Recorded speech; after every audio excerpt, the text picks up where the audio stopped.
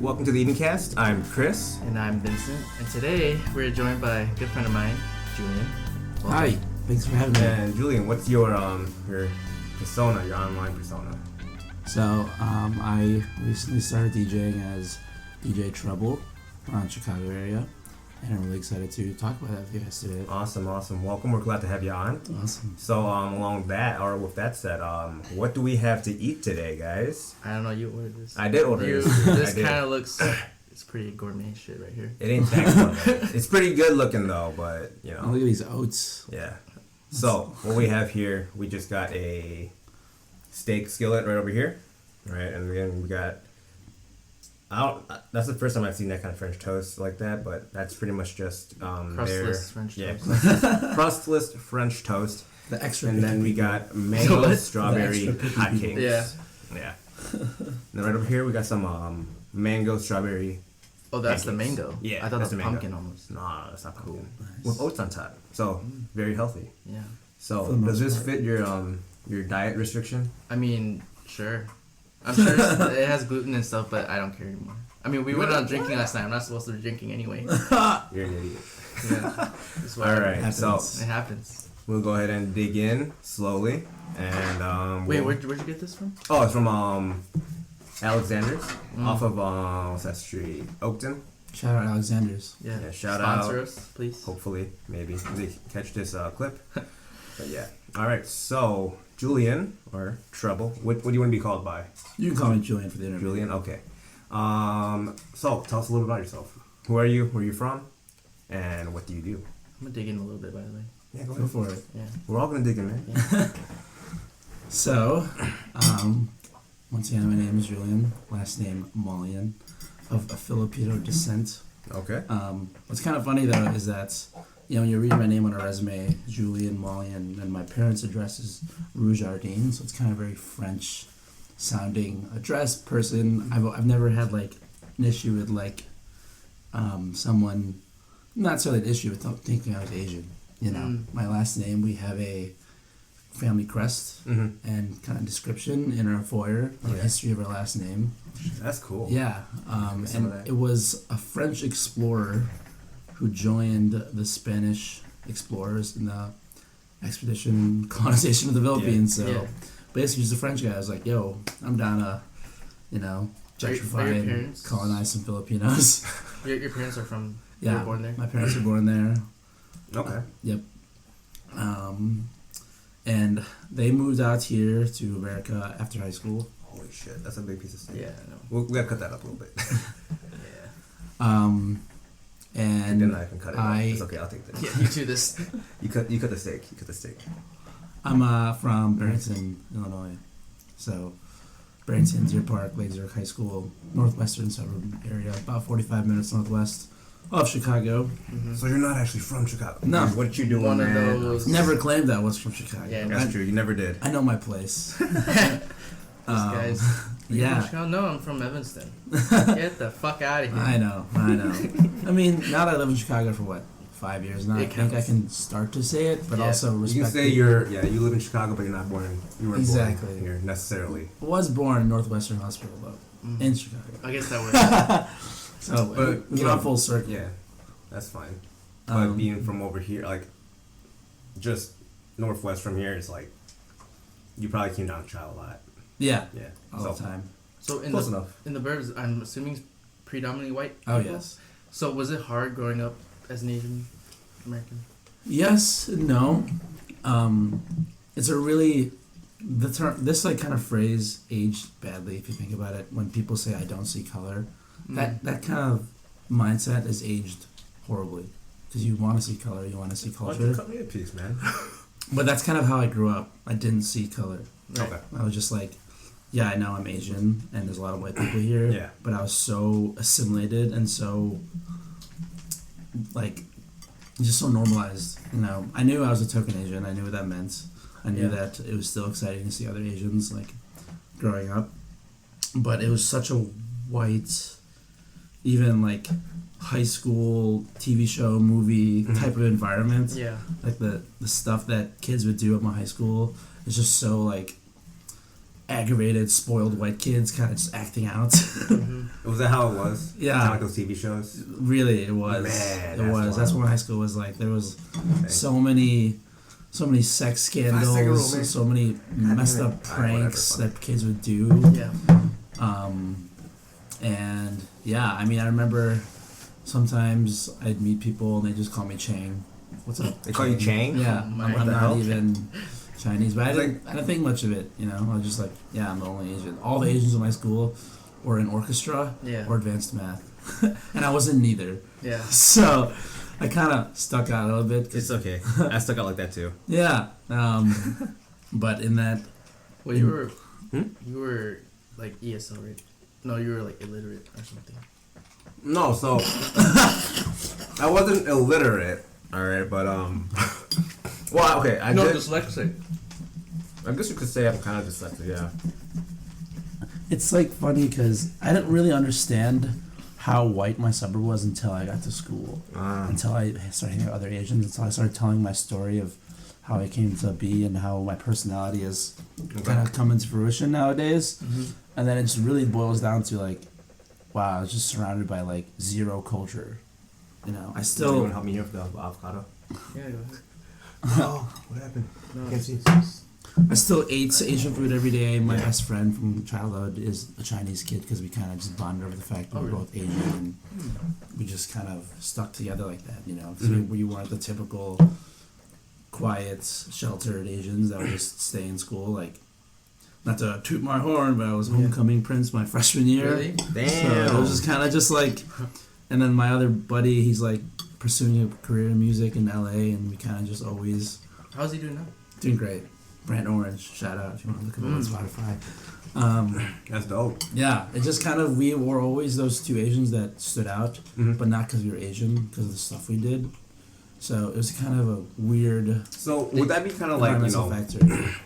you see, like, so the way you said that, right? It's like you guys are known as Asian not because of the Asian-esque things. So then, would you kind of say that's kind of,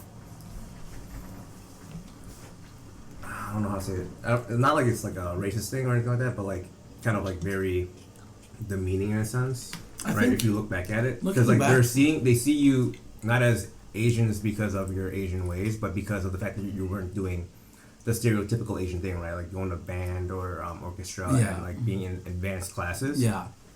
So that's kind of like, to me, because I was the same way, right? I never took any like AP or like advanced classes. I took one my senior year in high school, which was AP macro. Stats. Shit. Yeah. And from there, it's like, you know, I'm just seen as, if you will think about it like that, as like, and in that kind of like environment, as a bad Asian or whatever you'd say. But like in reality, it's, when I think about it, when you think about it nowadays, like, there's no such thing as like a bad Asian, right? It's like when you put these labels on, like, I'm a minority group, right? Yeah, like model minority, right? Yeah, because those expectations now that because everyone expects us. Oh yeah, you know, Asians are super smart. You know, you're gonna be doing like something like bioengineering or whatever type of engineering thing. You're gonna be musically gifted. You're gonna be like mathematically inclined and stuff like that. And it's like, no. What's funny is that my friends would say, "You're not a real Asian," growing up. You know, that was like. What is a real Asian? That was a term that was used a you? lot. How did that make you feel though?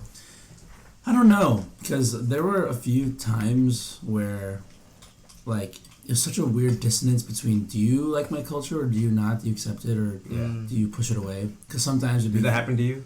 Yeah, like, it was weird. Trying to struggle and trying to find if you fit into that mold. Yeah, well, I remember one time, I have a specific memory of when I was really offended over my Asian culture. Do you guys remember Formspring? Formspring, yeah. It's vaguely. It's like an online, anonymous, ask questions, you answer them, and you post your answers. It's kind of like, okay. Yeah.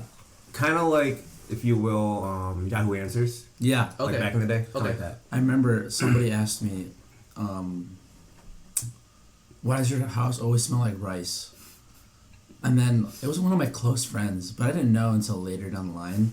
And I was just like, because that's just how it is. Like, that's just... That's one of our main staples. My house doesn't smell like rice. My house smells like my house. Yeah, exactly. You know? This is just what it smells like. Yeah. I didn't know there was a stench of rice in my house. And I just remember being like, why, like, do you like not like coming over? Do you like do you have a problem with my house smelling like this? See, I had the same thing, but it was the other way around. So my first, I want to say it was probably when I was in 3rd or 4th grade.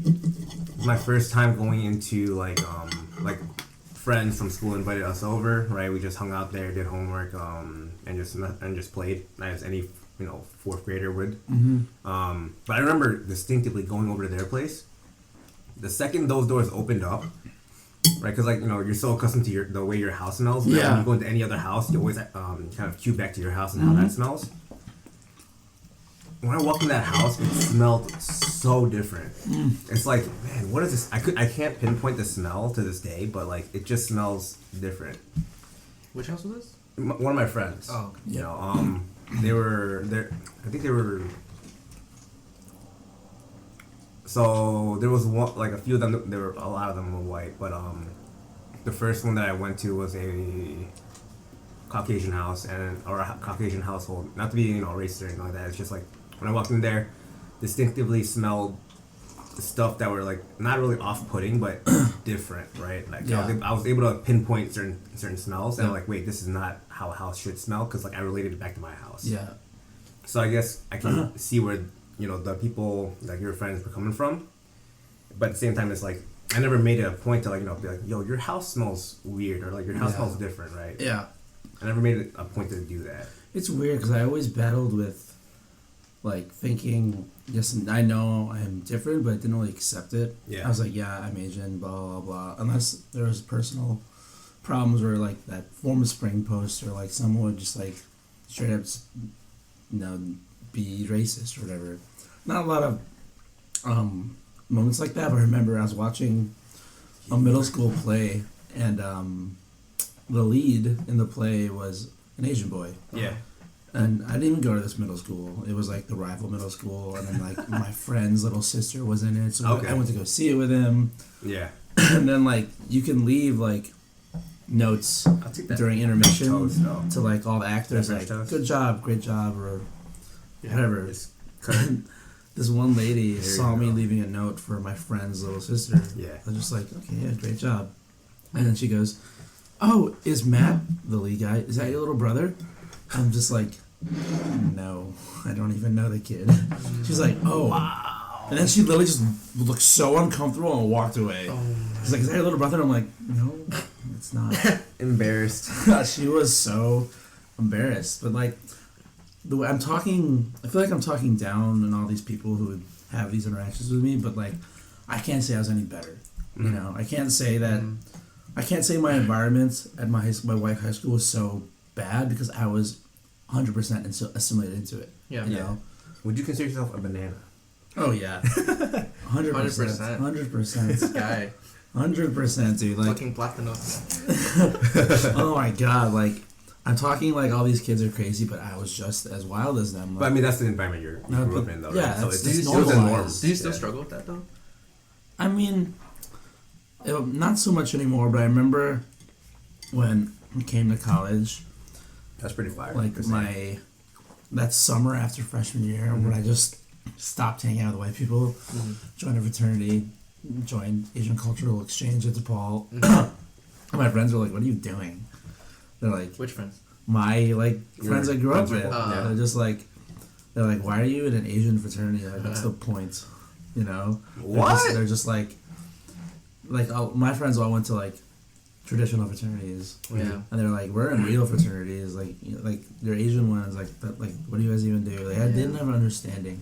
And it took us, me and my friends, I was very offended because it's something like I was part of. It took us a little bit to kind of get over that, for them to accept that this is something that was really important to me. Yeah. Because to them, I can't speak for all fraternities, but to them, like, maybe they're not as close to their brothers or their friends at school. It's just different cultures. It's just different cultures. Yeah. And that's something that was a big struggle with my friends, not understanding why I kind of went back to hanging out with Asians or how I rediscovered myself. Yeah. You know, that's something my parents even were surprised about. My parents, they have also a weird liking to Asians in our community. Remember I crashed my dad's car. Oh shit! Damn. And it was still drivable. Okay. Big dent in the front. Yeah. And we're going to church, and our church is in a very, very rich neighborhood. And we're driving there. My dad's like, "Look what you did. Now we look like we don't belong here." I'm just like, yikes. So stuff like that. I was just talking to my dad yesterday about that. Like, for some reason, in a lot of Asian households and family, it's a lot goes into showing face. Oh yes, 100%. Like, Why do you do that? I have no idea. That's something I carry with me. Yeah. Always show face. Always be respectful and make sure that you're there for. You see, a like reason. that's the thing though, right? Like, same thing, right? In my household, showing face in terms of like just Eating at a family party. yeah, exactly. Eating at a family party or just having like when I was like my parents are separated, right? So my dad's side specifically, when I used to go to all these like family events. It would always be a like he said she said thing, like who's going where. Oh yeah. What kind of grades did Oh kids yeah. get? Oh yeah. You know, it's like I was a trophy to them. You know, it's like me too. what the hell? And that was funny because, it was different with my mom and dad's side. Yeah. Well, with both my sides, I was like the model. I was the cousin that they were compared to, and I hated it. You know, the better cousin. I was always the better cousin, and I can't lie, I was. I mean, yeah, right. I was always the better cousin. I was getting good grades. I was doing all this shit. Yeah. And my cousins would be like, they would resent me for it for a little bit growing up. That's ridiculous. But for you, it wasn't like competing, right? You're just doing your thing. I'm just doing my thing. Yeah. Exactly. And my cousins couldn't understand how I was able to do my thing and them not be able Just to do so it. happens that you get compared to be the better one. That's I feel that. Whenever I got in deep trouble in high school, won't go into details of it, Yeah. my parents would swipe it under the rug. just because you're I'm the model It's a cousin. golden child, yeah. Hey, For example, you guys have that in common. me and my cousin, we went to the same high school, same age. Yeah. And we had very different experiences. He was a football player, very popular. I was in the drama club, choir. We were on two sides of the school, opposite spectrums. Yeah. And like I said, my high school was just like the TV shows where they don't interact, they hate each other. There's beef, there's tension. Yeah. But we kind of, obviously it's my family, you know, we never had that beef or whatever. Yeah. But we got in trouble for the same thing one time. And as soon as he got in trouble, the whole family knew. Oh. When I got in trouble, nobody knew. It was swept under the rug. You know, it's just kind of like expectations Yeah. have been. That's messed up though. You know? Yeah. It's like when you're, because I was always like, I didn't do that great in school, right? Just because I never tried because of my family situation, you know. So I always just like go to school and just kind of like do my own thing. I did homework whenever I wanted to do my homework. I didn't really do it all the time. My grades weren't the best. And my family just constantly compared me to like all my other cousins and like, oh, what are you doing with your life? What are you doing? Like you're not doing anything. And I'm like, man, just let me be me, right? Just because like for a really long time, right? Like kind of growing up, I had an issue with just trying to understand why or what happened in my family household. Like what made my family so different, right? Like why did my mom and my dad not live together? Right, because at a young age, that's when I kind of like. It's already two kind of like huge events you have to grow up with. Yeah, you know, separated parents and being Asian in my community. Yeah, exactly. I predominantly went to a like an elementary school. I went to a predominantly white elementary school up here in Saguenash. That's where my dad settled down. Right, that's where I went to school and everything like that. Yeah. So I went there. So yeah, there was, your token Asians, right? And then there's me, who's also a token Asian. Yeah. But my household was different because my parents separated, and whenever I would go to all these, like whenever I go to my friend's house to do some homework or work on a project, it'd always be like a household full of like loving people, right? Like the mom and dad in the household and their siblings and whatnot, and it's like, why isn't I always like. I would do my work, but then I would always, in the back of my head, I'd be like thinking like, why is my family so different? Why aren't my parents together? Right? And I'm like, that's so weird. Yeah.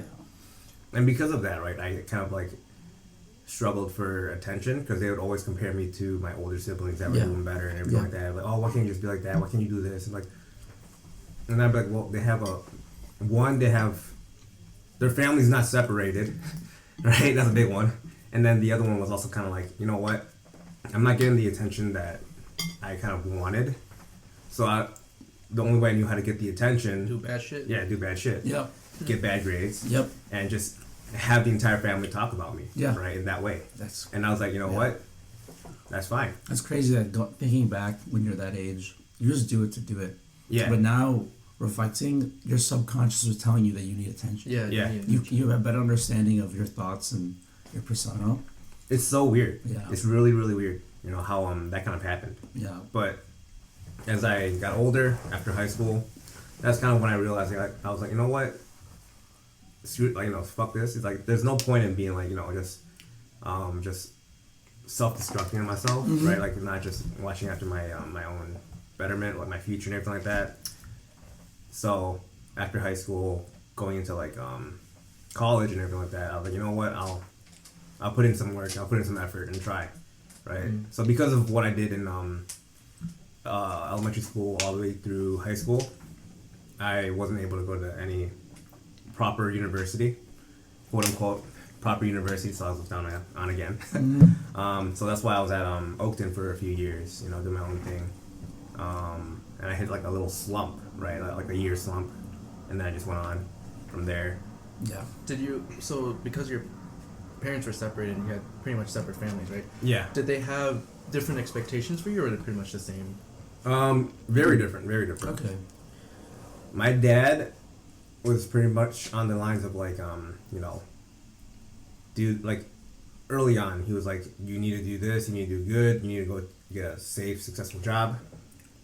And my mom was like, do whatever makes you happy, right? And that's like the weirdest thing, right? Because like when you have one figure saying do this and then another figure saying do that, Yeah. you hit a slump, you're like, what the fuck do I do? Yeah. You know, it's like shit. That's why like when I was at Oakton, I had like a year where I was like, what the fuck do I do? Because like I initially went there for what was it? Can't remember. It's been so long. It's been 9 years, almost 10. And then I originally went to Oakton for finance, and I was going to transfer over to like DePaul or something like that. Yeah. For like a business degree in that field. But yeah, after like a year or two, I was like trying to reevaluate based off of what they both said. And I was like, what the hell do I want to do? Yeah. And then that's when I was like, oh, I like working out. I like doing this stuff. And then I was like, you know what? What can I do in the fitness industry or like in the like physical health field? And then that's when I found kinesiology, and then I found exercise science, and then I just lined up my my core classes to work in that favor. And then I just did a year at my last year at Oakton, following that stuff, following that program. And then I just applied to North Park, and now I'm here. Yeah. Nice. For you, Julian. Oh, it's so weird to say Julian. It's alright. Did you always know you were gonna go into business marketing specifically, right? Yeah. So no. No. My parents' expectations, I feel like this is a lot with a lot of Asian parents, are never finite. It's always just an expectation. And you never kind of know what they want as long as you're successful, in a way. I remember in middle school, I was dead set on being a music teacher when I wanted to grow up. And my mom's like, that's an okay profession, you'll make decent money, you know? Yeah. And she was pretty supportive. And my dad didn't really have an opinion. That his idea was like, you're 13, you don't know what you want to do yet. Just kind of... Just roll with it? Just roll with it. He just rolled with it. He's like, you're not at the age to be making that kind of decision. Just kind of... He never really was like, no music teaching. He was just like, okay, whatever. Right. I get to high school, and I realized the talent pool is much larger than one middle school. Right. In middle school, I felt like I was talented. Like I was one of the music guys. I played guitar and did all the talent shows, and everybody knew me as like the guy that played guitar. And I get to high school, and there's like 10 of those, 12 of those, a whole department You're of like, those. well, fuck me, right? And you get some kids that are just like extremely proficient at the age of like 15. They're just like, oh, just play out a song just from looking at it. You know, I'm like, wow.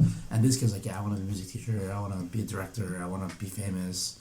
And that pool just like gets larger. And I was like, wow, I can't do this. I can't. Like I just, out of respect for my friends who worked so much harder than me, I kind of gave up. which is sad to think about, but it was okay because I still had my outlet in other ways. Right, because you found your way now into DJing. Exactly. And you still play guitar. Exactly. And when sing, I was actually. when I was in high school, I was in a band throughout all of high school, playing at local venues in the suburb. So that was like my thing. I was still in choir. I was still in drama. I did as much as I could because it was still my hobby, my passion. But I knew I wasn't going to pursue it. Right. It's just something I wanted to keep doing. Okay. So that's what you're gonna do now. So full time. I remember last time we talked, you wanted to kind of find a way to mix the two. Yes. So what is your idea of that? Like just mixing. How are you envisioning that? So I graduated marketing, majored and minor in finance, and I DJ now.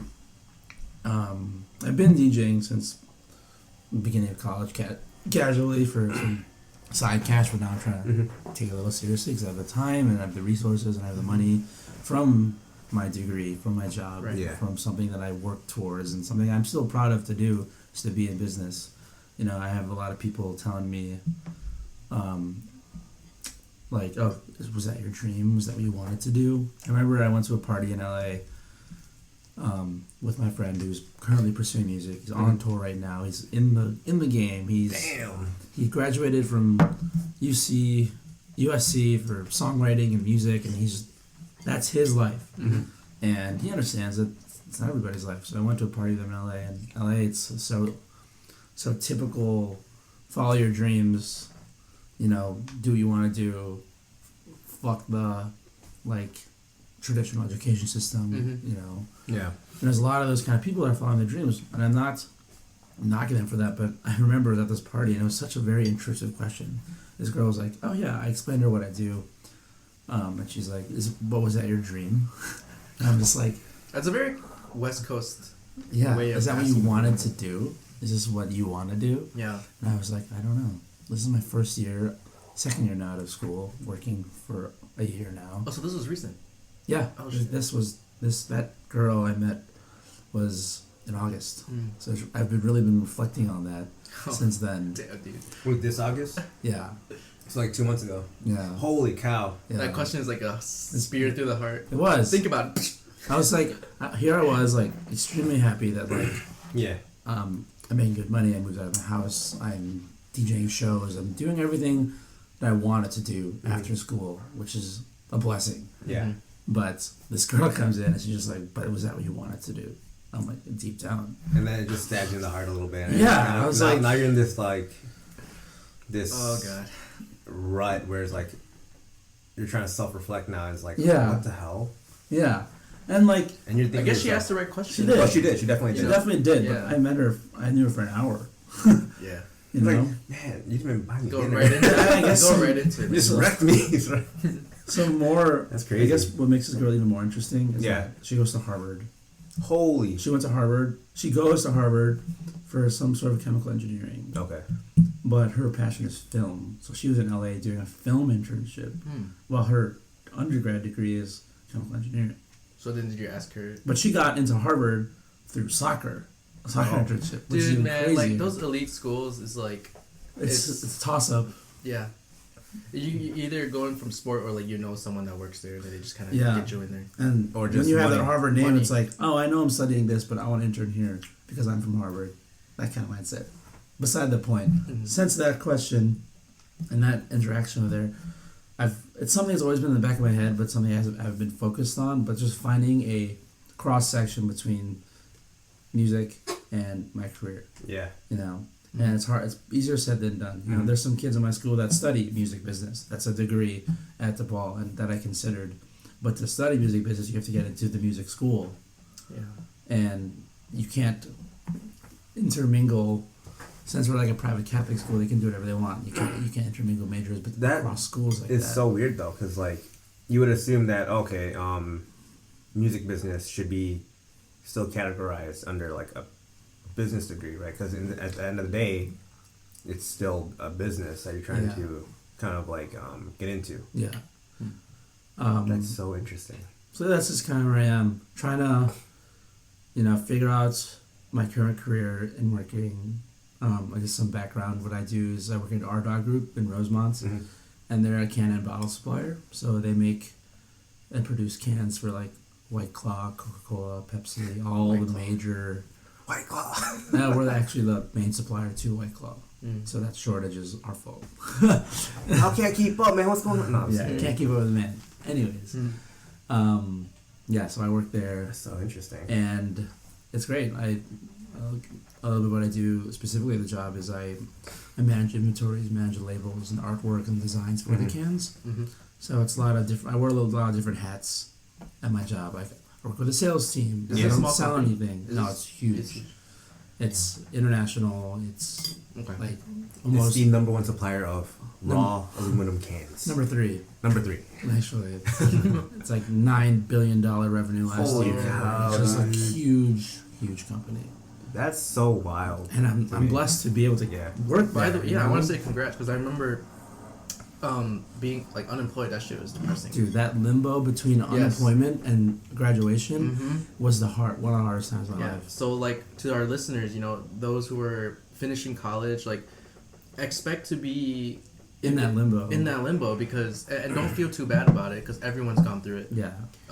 That's true because I know a lot of people that actually like, for instance, when I go to Starbucks and I just talk to like the baristas and stuff like that, like, oh yeah, I have a degree at so and so college for chemical engineering or law, right? And it's like couldn't find a job, but I couldn't find a job, and I'm like, of course. So it kind of goes to show, right? Like for instance, like me, my parents were like always like a proponent of like, oh, just go to school, get your degree, and then get a safe job. Exactly. Yeah. And then when I see that, it's so much harder. Yeah, it's so much harder than that. What was hard with my parents is that they don't understand how hard it was. Yeah. My mom, she works at CNA downtown, the big red building. Yeah. The big red building. Oh, okay. Yeah. She went to DePaul. Yeah. Interned at CNA, worked at CNA. Right. She's been there for 25 years. Right. You know, that's it. Like, not a bad thing if that's just her path. Typical intern, offer, work, been there ever since. Yeah. My dad went to 2 years of school at DeVry as an electrician and has never been unemployed because there's always a need for electricians. Right. Yeah. So they don't really understand that nowadays it's a lot harder. So oversaturated. Yeah. You know, like nowadays, like you get those boomers or like these people that are arguing that college degrees don't do much, but nowadays you need a degree just to even be considered. Yeah, I always tell people that in this era, your bachelor's is equivalent to back then's associates. Yeah. No, I would say back then it's like high school degree. Yeah. Yeah, pretty much. You can have a flourishing career 30, 40 years ago with just a high school degree at GED. You know, now it's like you need a degree. I mean, for instance, like even for us, right? Like we both pursued. You pursued kinesiology, correct? And I pursued exercise science. Just until I believe 2 years ago, to be a physical therapist, it was still just a master's degree, and you'd be considered a full-fledged physical therapist. Now, in order for you to qualify or to be a full-fledged physical therapist, you need an actual doctoral degree, which bumped it up by like another a year, 2 years. For what again? For PT? Yeah, PT. 4 years. 4 years. It's a 4-year program. Yeah. It used to be like 2.5, 3 years. Accelerated too. Well, because it used to be just masters. Yeah, exactly. That's what I mean. Yeah. Now it's a 4-year program. Yeah, doctorate. And you're paying like a buttload more now. Yeah. Compensation's the same too. Yeah. And the pay scale has not changed since however long this kind of job has been around, right? They're still making entry level roughly like 80 to 90, right? About. And then after X amount of years, you're only gonna make like about like 120. Yeah, it's pretty much cap. You peak. Yeah. But business, there's never a cap, right? So It depends. With business, at least in my field in marketing, the rule of thumb is if you specialize from the get go, like I want to be a advertising specialist. There you go. I was waiting for the person to cut into that one. You make money faster, but then you peak faster. Okay. When you stay general and get your master's and kind of diversify what parts of business that you study, it just upward growth from there. Yeah. But you see, like I feel like that's like just exponential because like you can go into anything. Yep. Right. because let's say your major is just business management or just business accounting and stuff like that, and then you get other like side things where you're kind of like now focusing on like music, or if you're focusing on like distribution, marketing, and all that stuff. You're just getting all these little add-ons that's just gonna kind of shoot you up, right? Because now you're more desirable, right, as a worker. Yeah. So going back into, I know we went off a little tangent, but going back into your music, your DJing, what are your inspirations, or who? What inspired you? Yeah, like your creative process. Like, take us through. So I had this teacher. He was my choir director. Okay. All throughout high school. He is an amazing director, like a visionary, really. He just had this way of captivating the class to give their best performance every single time. Right. Equal parts intimidating and talented and sincere, And one of his big things when throwing a show was nobody likes to sit and listen to the same thing for an hour. Nobody likes to sit, especially when they're not even interested. They're a parent or a supporter, not even a choir patron or whatever. Nobody likes to sit through the same show, listen to the same song twice. And that really stuck with me when it comes to creating my DJ mixes. It's being a DJ is controlling the environment of whatever you're throwing into. And nowadays, DJing, once again, is also a very oversaturated and the lines are blurred between who's a real DJ, who's not a real DJ. Does having a board make you a DJ? Does having a SoundCloud make you a DJ? I think what makes you a DJ is just being able to recognize, emotion and feeling in the environment that you're given. So when you're DJing for a show, like at a venue, you have to understand the other DJs you're playing with, their sound, the people that will be coming to the show, but also take into account what your personal style is like, and that's the hardest part about DJing. What's your style, would you say? I really, really love finding the cross-section between hip-hop and EDM. A lot of... So what kind of EDM are you talking about? Or just generalizing EDM? Future bass. Okay. Future trap. Electronic pop. I like really lyrical stuff. Because I feel like you're much more engaged if you're singing along. Right. Yeah. I can't really... I respect people that have like a very deep production and, kind of just like ambient sets or just really lit dubstep or trap like Nightmare. They're just all, visuals and high energy, which is great. Every DJ's own style. My style is kind of getting the audience to flip the expectations of a genre. That's my whole idea. So kind of like a cascade. Kind of. Wait, like the term or the artist? The artist. Oh. Yeah. Cascade is different. I wouldn't compare myself to Cascade, but I also respect how he does things. Yeah. He has his, very centered house background, but is also able to carry to the room with modern production, modern tracks, but also mix in his own style. But I really love finding the patterns of songs you don't expect to be in EDM. Yeah. One of the tracks that I always play at a set is Mr. Brightside. I know you do. You love that. But I throw it onto a future, very minor keyed future bass track that's not super happy. So it's kind of just mellow. Not mellow, but it's very unexpected. Okay. You don't.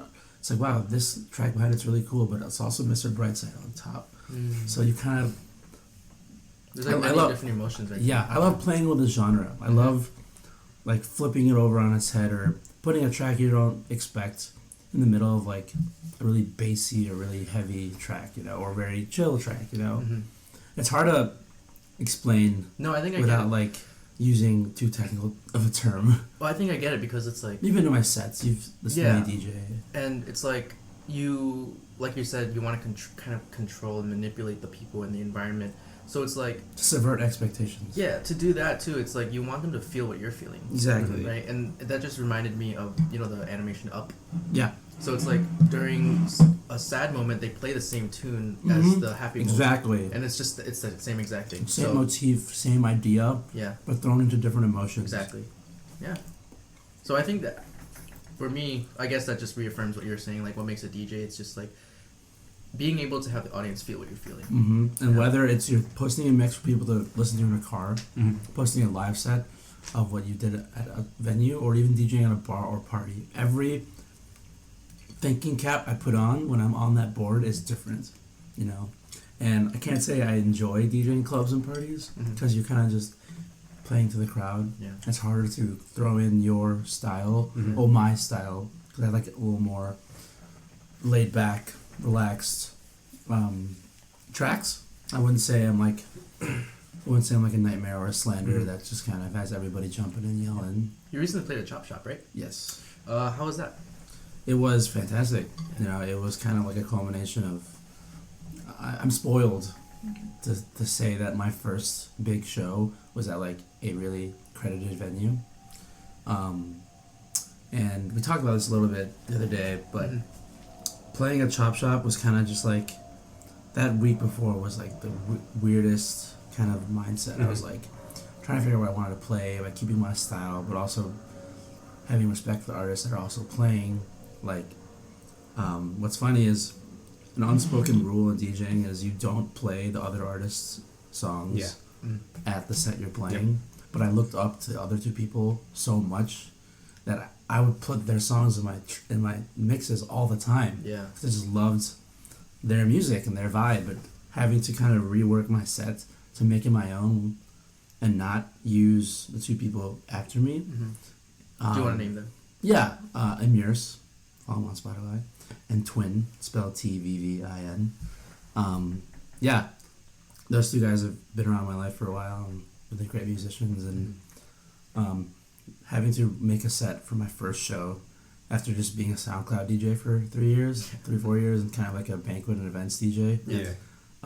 Like I said, I'm spoiled to be able to have that opportunity and continue to put my name on that table where people struggle to just play at like a smaller bar. Yeah. And I'm not trying to sell out either. You have these DJs who will be at like Mad River, and it's like the same idea as like that girl that asked It's called me. The River now. He used to be a bouncer. Yeah. Yeah. It's like sometimes I feel like when I go up to the DJs, I'm like, is this what you wanted? Do you want to be a bar DJ? Because you're here every week, or do you want to be like a touring DJ, producer? But not everybody can do that. Some people are content with being a soundbar DJ. Yeah. That's wild. It's so many different paths you can take with DJing, but kind of went on a tangent. But Chop Shop, it was just like really great to be able to kind of get that idea of people were there to see me. Yeah. A lot of the times when I was DJing for the event to cater to the people that I'm DJing for. But having the ability to play what I want, how I wanted, because no matter what I play, people will come because it is a set event for me, was so empowering. Yeah. Because like obviously, you as a DJ, you still want to keep the energy high and have people interested in your set. But when people already have the precedent that they're interested in your set just by going to the venue, you have so much creative freedom to play whatever you want. Yeah. And that was so great. What so actually I had a question from your brother. He asked like when will you create your own like songs rather than just mixing songs? Yeah. So that's a process that I'm trying to get together now. I have another show December 28th at Chop Shop. December 28th? Yeah. Okay. So see you all there. What time? Listeners. Wait, December 28th What? at Chop Shop. You thinking Jana? JVNA? That's the weekend before. Okay. He was like, I wish I I played was like, with her. wait, that sounds like her weekend. I wish I was opening for her, It's but his no. girlfriend, dude. No, I just have a crush on that. That's something I'm working on now. One of Yeah. my goals is to produce and release my first track by that show. Okay. Just because I want to be able to. My name's already kind of on the map as accredited DJ. Mm-hmm. Now I need to put on my producing hat and be like, okay, I'm more than just a DJ. Yeah. Mm. And then a question from Kevin, Mimi's boyfriend. Okay. Kevin, right? Yeah. Yeah. Okay. Kevin. He said, "What is your process when you make music?" And we kind of answered that a little bit. Yeah. But My process when I make music is kind of, does it sound good? Does the key match? Just technical things. oh wait, actually, there's a two-part question too. Sure. He also asked what kind of sound interests you. So Yeah. that ties into what you were about to say. Yeah, what really interests me is like I said, I love lyrical music, and rap is really like can have really deep meaning and really crazy intricacies. And that's not to say like emotional ballad doesn't have that either. Mm-hmm. But when creating music, I just like being able to keep that idea of having a deeper meaning, but also flipping that expectation to how I want it to sound, changing the meaning of it Okay. by the sounds behind it. And that's like it's kind of funny because that's like a joke in the EDM community is that like every song is like 4 chords of a piano and then melodramatic songwriting. That's what I'm trying to avoid. Okay. If that helps. Yeah. I'm trying to have more intricate structures, lyrics that mean something, whether they're mine or somebody else's, Mm-hmm. and using the track behind it to Mm-hmm. change that meaning. Okay. That sounds really cool, actually. So you're trying to redefine, like, your style of EDM. Yeah. Yeah. Yep. Because that's what you got to do, you know? Like, you can have an inspiration. Like my favorite DJ is Porter Robinson. You know, of all times, my favorite DJ. First rave, seen him 5 times. Porter Robinson was your first rave? Yes. What? Other than, like, I've been to Lollapalooza music festivals. He was, like, my first dedicated rave. I just want to hear Shelter live. I told you this yesterday. Yeah. I just want to hear Shelter live. Yeah. It's pretty good. It's pretty good. Yeah. Did he play it at Virtual Self? You went to Virtual Self, right? Yeah. I went to Virtual Self. I can't recall. I was pretty drunk. Wow. Sounds about right. Yeah. Yeah, I was pretty drunk. He's my favorite DJ, and obviously a lot of inspiration of my mixing and how I like to analyze sound comes from what he puts out, what he produces. But to make yourself unique, you have to find your own. And finding my own is, as we talked about, like flipping the expectations of a genre or a song or a lyric. Going into this kind of stuff, what have you ever dealt with like toxic people, like haters, people trying to, like, obviously you were on a come up since college. Like I remember you like doing all this shit, right? And then I'm wondering if like anyone tried to like cut you down, things you kind of notice from people, fake people that try to hit you up, like stuff like that. I would have to say a big chunk of my DJing experience has been very positive. That's awesome. Which is great. I've had, I don't want to call them fake people, but it's kind of just like cloud chasers who want to collab with me, who want to Ride mix with me, who want to ride the coattails of what I've been doing. And I'm not saying I'm famous. I'm not saying I'm like. I mean, after Trap Shop, you know, like, your DMs probably flooded right now. Like, yo, how'd you get that show? How'd you get that set? Set me up. And it's like, that's something I guess relevant to the question is how to deal with those adversities, for lack of a better word, is obviously I don't have the time to collab with everybody. Yeah. And I don't want to offend people into thinking, oh, I don't want to collab with you because you're not good enough, or I just don't like you as a person. But to me, a collaboration is someone who has the same vision as me. Speaking of collab, do you know DJ Remix on Instagram? Yes. He said, when are you throwing down a set? We actually just met online Oh, wow. through this Subtle Asian DJs page. He was a bro, right? He's a bro. Yeah. And there's a group chat for it, and I was added to it. And then I believe he was like, is anybody in here a Lambda, by the way? And I was like, yo, Spring 15, fuck it up. Yeah. And then we just follow each other on Instagram, comment on each other's stuff. Looks like a really cool guy. Yeah. Maybe if you're listening to your remix, I'll see you can mention this year. Where is he from? Do you know? New York? I couldn't tell you. That's fine. Yeah.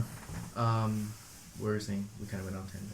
You can't collaborate with everybody. Yeah, it's kind of like it's not that I don't want to collab with people who don't.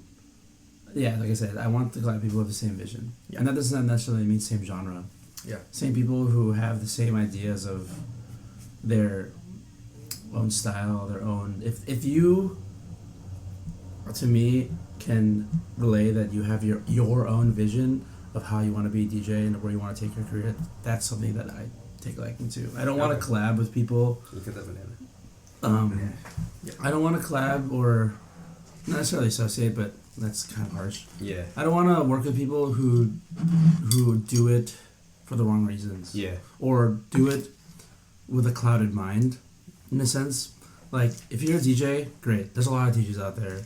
But if you if you are DJing for parties, if you are DJing and don't really have a sound, you just kind of DJ, which is fine. You know, like we talked about those bar DJs that just DJ. That's something I don't really find myself working with well. I don't want to work with people who don't have their own sense of identity and their own I see what you're saying. path where they want to take. You know, like you could be doing like grimy, dirty dubstep, and that's something I don't listen to on my day-to-day. But like, if you have your own vision, your own identity as a DJ, as a producer, I'm all ears. You know. But if you're just doing it to do it, and you're just DJing to DJ, whether it be for the parties, for the girls, for the money. Just hit play. Yeah. DJ Spotify. Yeah. If you just do it for the attention. Yeah. And it's easy to spot if people do it for the attention, then I can't really vibe with that. But you don't really call them out, do you? No. You do you. You want to be DJ, great. Yeah. You want to collab with me? I'm busy. Yeah. Makes sense. In the most polite way possible. You know, I'm not trying to like stray away from people. I'm not trying to like swerve people. Yeah. But there's just so many people out there who don't really know why they DJ, and you have to know why. Dude, when did you become so wise, bro? Like, what happened? I don't know. Oh my god! I feel like it's when that girl said, "Are you doing it because you like it?" Or what did she say? What did she say again? In LA? Is that your dream? Yeah, was that your dream? No, yeah. I mean, honestly, I've never really talked about DJing this with other people before. Yeah. Okay. So this is the conversation is new to me too. Nice. That's dope. I'm honored. Yeah. Nobody really thinks about the other factors. They're like, oh, you're just a DJ. I'm like, Yeah. Yeah. yeah. There's more into it. Yeah. But I was saying because like, you were so different after you came back from your Europe trip, dude. You were like, even Rachel was like, he's different. He's like, in what way? I studied abroad for 5-6 months, Yeah. a semester in London. Did you find yourself out there or something? Like, what No, happened? I lost myself out there. To be honest, I went out there on a whim. Usually, I'm a homebody. You know, like I'm extremely loyal to all my friends, all my family, and I just love being around them. I would never like. So this study abroad trip my junior year was kind of like an experiment to see if I can handle this.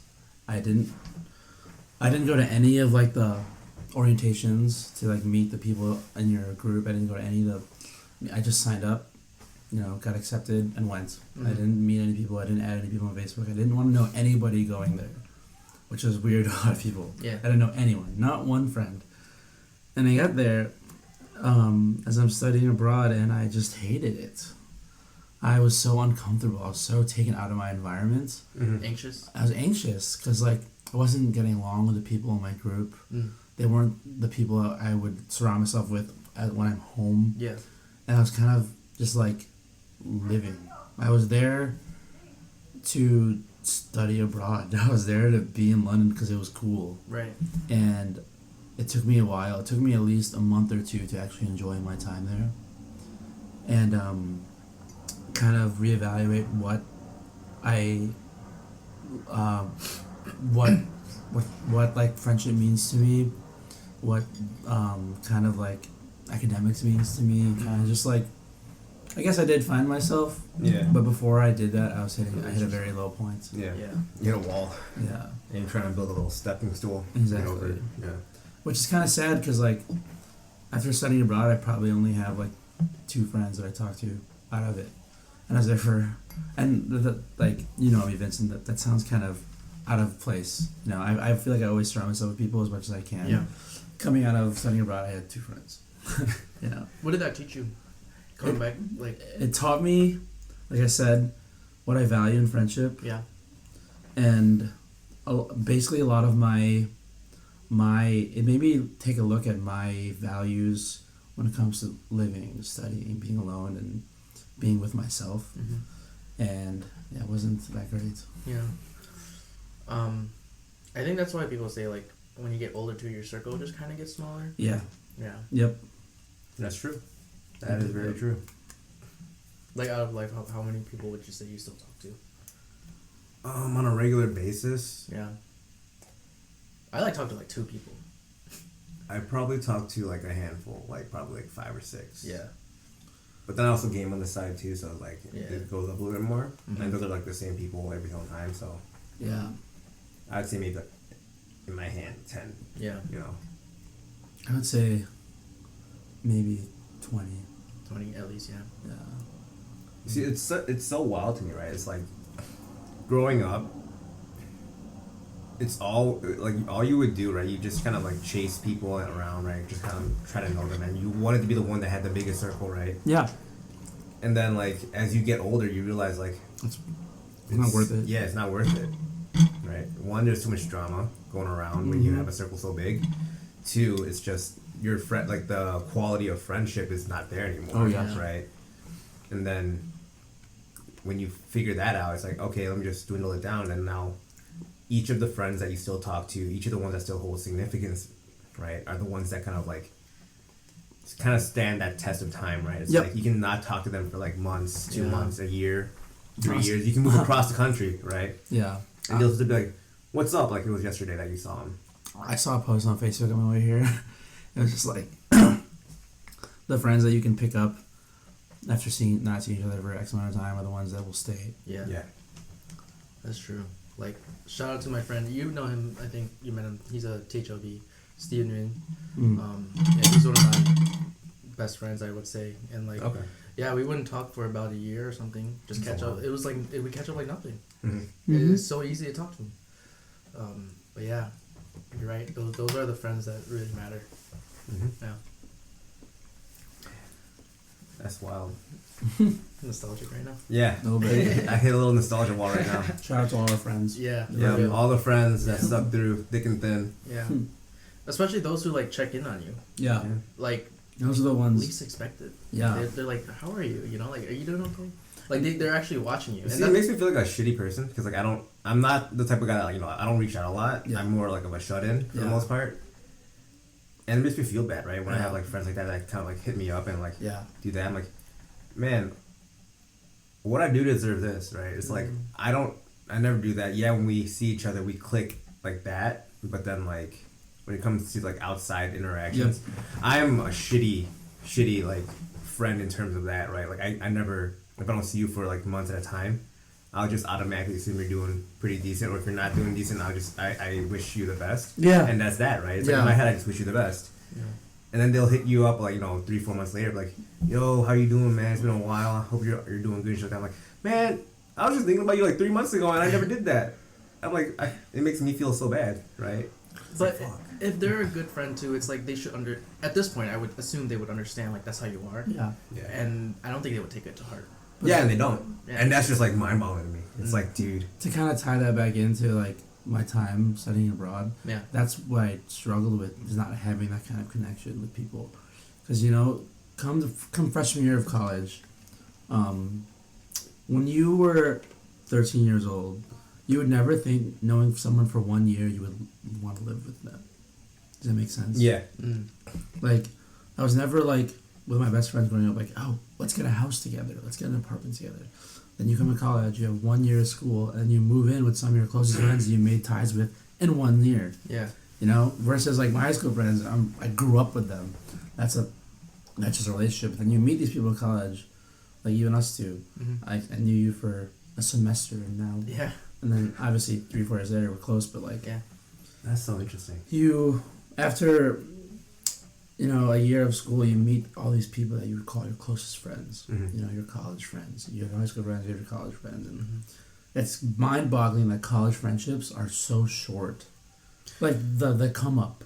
But here's the thing, though. It's like I feel like it might just be a thing that we learn and kind of develop over time, right? Because we grow up our entire lives, right, learning how to make friends and how to talk to people to the point where, like, when it comes to college, it's like, oh, we're experts at making friends, and then like we know what to look for and what we're looking for in a sense, right, subconsciously in a friend. So it just makes it that much easier, right? But when I was abroad, I lost that sense. I was so comfortable with all my friends that I made in the 3 years of school, having to start fresh and meet all these people. I just struggled so much with that. You know? How'd you deal with the anxiety? I would call my friends Like, back home. Yeah. Like, what are you doing, man? It's fucking I miss 14-hour you. difference. There No, would it's an be. 8-hour difference. I'd be like trashed at like 2 a.m. and call them, and they'd be like on the way to work or something. like, what the hell? You Yeah. okay? Like, I'm just fucked up right now. I called my friends a lot, which That's was crazy. a weird time. So let me throw this question at you. Before that trip and then after that trip, how has your life philosophy changed? I'm curious. That's a big one. That's a big one. I don't know if that's my dream, but let me think about that one. How has my philosophy changed? I think know your roots, know your origin, where you came from and how things started was definitely something that I held on to after my trip. And before my trip, it was kind of like, how many new things can I start? How many new friendships can I make? How many people can I add to my social circle? Like, but after that, it's like, after that trip, I was just like, I don't care about any of that stuff. I only care about the people who I've made a connection with. For sure. You know, when you're 18, 19 in college, you want to meet so many people. Yeah. You know, it's so easy to meet people, and you constantly making friends. Mm-hmm. In my senior year, I didn't really make a lot of new friends. Because everyone already You're on your way had up. that. Yeah. On New my way aim, out. yeah. I've already made my connections. I'm satisfied with the people I've met, and leave it at that. Mm. That's awesome. With that said, we're going to be wrapping up. Yep. So what is one bit of advice you would like to leave the listeners on top of what you just said? Knowing your roots and just kind of doing your own thing. So whether they're trying to like pursue their passion or if they're just kind of like trying to figure out their goals in life and trying to figure out who they are. Yeah. Right. So, I think it's relevant to a lot of situations right now, and something I struggle with too, that I'm trying to do. You know, you never want to be someone that gives advice and doesn't take it. Yeah. But what I'm about to say to your listeners is something that I still struggle with, is going at your own pace. And it could be oversaid, overdone, but people don't think about it. You know, you have people who are in school for 6 years. I traditionally went 4. Obviously, I have some sort of like bias thinking do in 4 years. My environmental factors are saying finish in 4 years, that's what you're supposed to do. Or be a famous DJ by the time you're 21. Produce a track, an album by the time you're 25. But go at your own pace. You know, if you are stuck in limbo post grad trying to find a job, it's okay if your friends are all working and you're not. If you're in your 6th year of school and all of your friends you went to school with are already, you know, moved out, doing their own thing, go at your own pace. If you're trying to be a famous DJ, if you're trying to be a famous musician, go at your own pace. Just because Louis the Child was famous from high school doesn't mean you can't be a famous DJ at 30. Right? You know, you still have people like Tiesto who are still touring, still famous, still making bomb tracks. So whatever your passion is, whatever your goal is just to not compare yourself to others and go at the rate that you want. Like screw your environmental factors, screw people are telling you, do what makes you comfortable. For sure. I like that. Yeah. That's what hold the heart too, actually. It's hard. And kind of like the whole like moving at your own pace thing is like really hard to do, just because you have so many like environmental factors that says you need to do certain things by a certain year, or like you need to do a certain thing by a certain amount of time. And in all honesty, that is bullshit. What people say that, you know, what needs to be done by X amount of years, or what needs to be done by a certain age group, is like, you can do anything. It's so much harder. It's so much easier said than done. You know, it's like, end of the day, you're still going to be discouraged if you're taking longer than you expected in your timeline, but your timeline doesn't matter. Right, for sure. Yep. Awesome. So again, Julian, just want to thank you for dining with us, for coming on and like sharing your story. Thank you for having me. It was a pleasure. It's a great conversation. Yeah. Any plugs you want to just kind of Toss in there? Sure. December 28th, Chop Shop. Headlining set by Twin and Emirs and me and 2 other local DJs. It'll be a good time. Events, tickets will be out soon. Follow me on Instagram at Treble __ 2 underscores music, because 1 underscore was taken. So Treble __ music. Thanks. For sure. Awesome. And to our listeners, thank you for dining with us, and we will see you on the next one. Peace out. Take care.